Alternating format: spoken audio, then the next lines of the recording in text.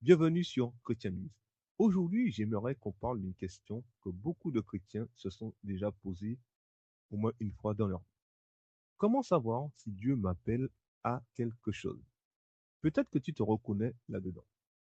Tu vois certaines personnes qui semblent sûres de leur chemin, de leur destinée et même de leur réussite. Elles disent, Dieu m'a montré ceci, Dieu m'a montré cela.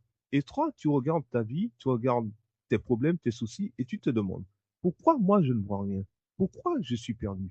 Est-ce que Dieu a vraiment quelque chose pour moi? Et parfois, derrière cette question, il y a même autre chose. Et si je passais à côté de ce que Dieu voulait pour ma vie? L'erreur que font beaucoup de chrétiens. Je pense qu'il y a une erreur que font beaucoup de personnes. Elles attendent quelque chose d'extraordinaire, une grande révélation, une voix très claire, une certitude immédiate, comme si Dieu allait soudainement ouvrir l'océan et leur dire, voilà exactement ce que tu dois faire pendant les 20 prochaines années. Pourtant, quand on regarde la Bible, cela ne se passe pas toujours comme cela. Prenons l'exemple d'Abraham, par exemple. Dieu ne lui a pas donné toute la carte. Il lui a demandé de partir, d'avancer, d'obéir à une première étape. Parfois, on reste bloqué parce qu'on veut connaître tout le plan avant même de commencer le premier pas. On dit, quand je serai sûr, je commencerai. Quand j'aurai toutes les réponses, je commencerai. Mais certaines réponses arrivent pendant le chemin.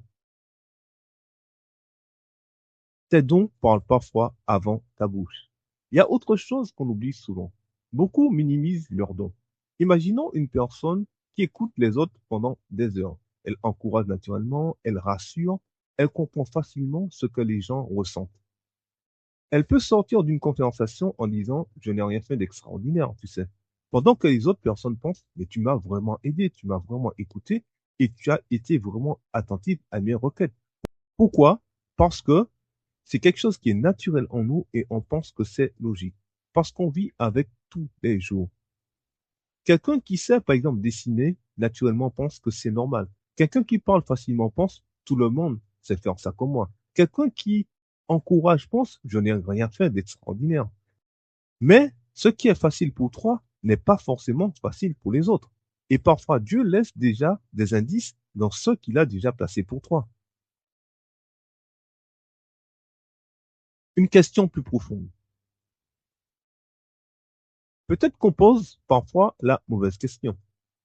Au lieu de demander quel est mon appel, peut-être qu'on devrait demander parfois qui Dieu veut-il toucher au travers de moi?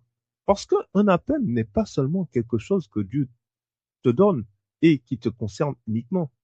Il touche aussi des personnes autour de toi. Peut-être qu'il y a quelqu'un qui a besoin de ton histoire. Peut-être qu'il y a quelqu'un qui a besoin de ton écoute. Peut-être qu'il y a quelqu'un qui a besoin de ton témoignage. Peut-être qu'il y a quelqu'un qui a besoin de ton don. Et parfois, on cherche une mission immense alors que Dieu nous confie déjà une personne. Peut-être que tu n'attends pas une réponse. Peut-être que tu attends une certitude absolue. Mais Dieu ne montre pas toujours le chemin, comme je te l'ai dit. Il montre parfois une étape, puis une autre, puis une autre. Et peut-être qu'aujourd'hui, tu n'as pas besoin d'une nouvelle révélation. Peut-être que tu as simplement besoin d'un premier pas.